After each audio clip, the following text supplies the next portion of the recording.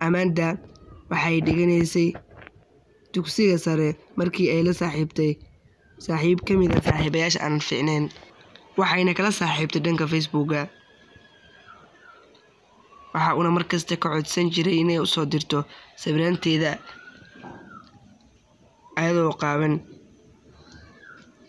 inkastoo ay ayada diidi jirtay, balse dhowr maalin kadib waa ay iska aqbashay, waa ayna u dirtay. Sanad kadib waxaa u soo dhacay fariimo hanjabaad iyo digniin ah. Waxa ayna fariimahaasi ahaayeen inay kula tacaamusho weji ka weji, balse ayada kama aysan yeelin.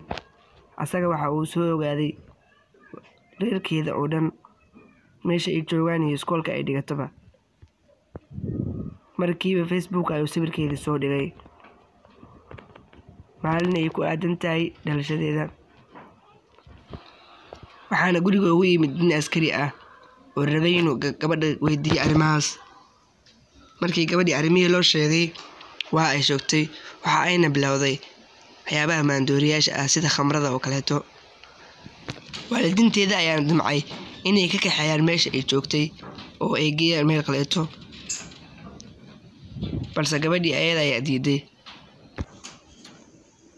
Waxayna soo dhigtay sheekadeedii baraha bulshada oo dhan si ay dadku u fahmaan, balse sawirranteedii ayaa kusii faafay baraha bulshada.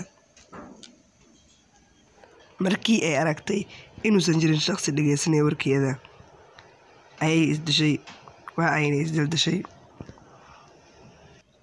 Fadlan waxaan kaa codsanaynaa inaad channelka subscribe saarto, videogana like saarto. Aad ayaad u mahadsantahay, commentigaaguna waa muhiim.